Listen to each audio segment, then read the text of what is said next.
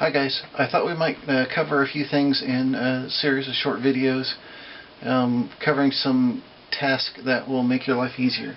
The first thing I want to talk about is soldering. Specifically in this video, splicing wire together with solder. Why would you need to do this? Well, maybe you had a broken wire. You need to solder it back together.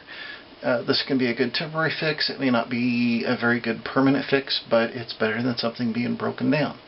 If you have a wire that's in a cable track where it's moving all the time, a solder joint is a really bad idea. It will break because it's a much more brittle connection, but it can get you up and going again.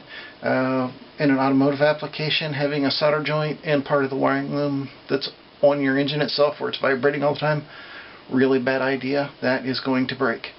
If it's other places in your car where it is more secure and protected, you've got it zip tied, something like that, it'll probably be okay if that's the choice you have.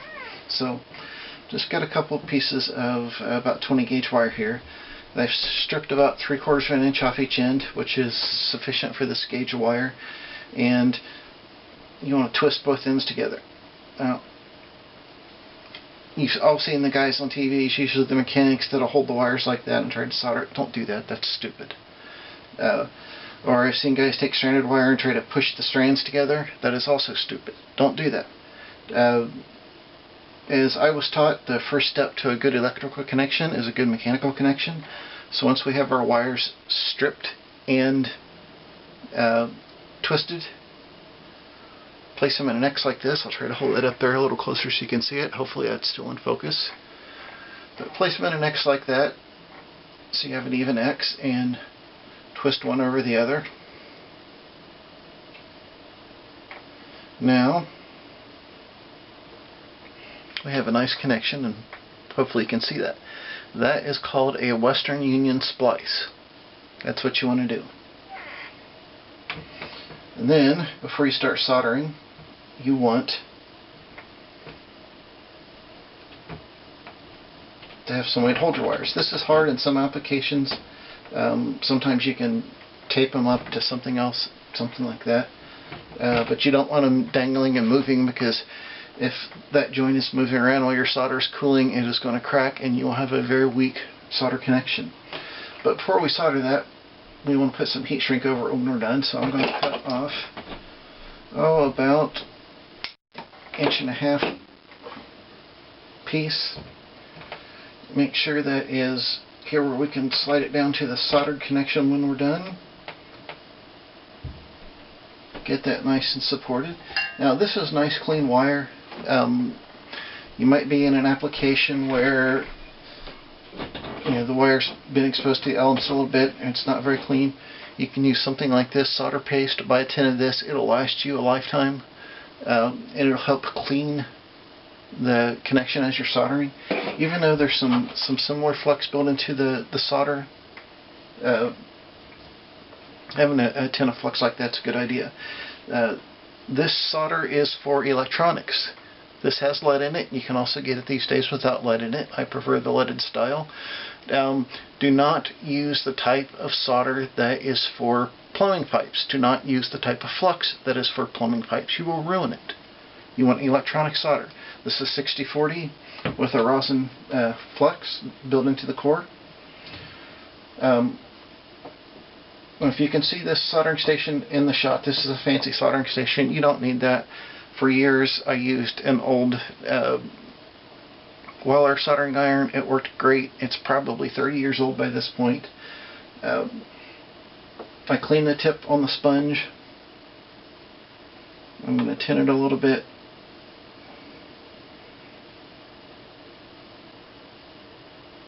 Let it kind of cook off the flux. Clean it again, and put just a dab of solder on there to start with. That solder ball is going to give you a much greater surface area when you're contacting the wire, and the heat transfer is going to be a lot closer. You'll see some manuals that'll say, oh, you don't want to touch the solder to the soldering iron itself until you use the soldering iron to heat up the whole joint. That's stupid. Don't do that. Just a little bit of solder. Increase the surface area. Now, we're going to place that down there and let it start getting hot. We're going to tip a little more up under the edge. As you can see, I hope, that it's starting to flow out along this wire. You can move your soldering iron around to make sure it soaks in all along the wire. Let's see if I can move that up there so you can see it. You can see it's completely soaked all the way through there. I did it as quick as I could, so I'm not getting the whole wire really hot, melting on the insulation. You don't want to dab the soldering iron at it. I slid it along a little bit to move the heat along with me, and I kept just enough solder in there. The solder is what is transferring the heat from the iron to the wire. Alright, now that's done, make sure you don't have the odd wire poking out there. Slide your heat shrink down so it's covering that about evenly. You can kind of feel the wire underneath there, and you don't want the heat shrink to just barely cover the joint. You want it to come out over the edge. In this case, about 3/8 of an inch over each edge is fine. That'll form a strain relief over that solder connection. This place right here, where you've got the solder up against the bare wire, that is very weak. This is hard, this is flexible. If this moves or vibrates, the wire is going to break right there.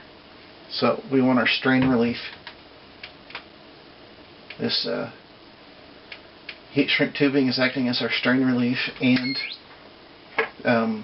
it's insulating it. Don't use black tape. That's stupid. Don't do it. This is just a little heat shrink gun. It costs about 20 bucks. It doesn't get very hot. I use it for heat shrink tubing.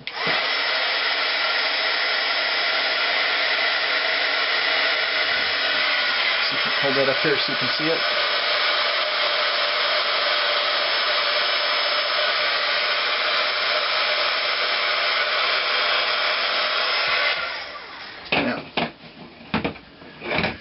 This was in an application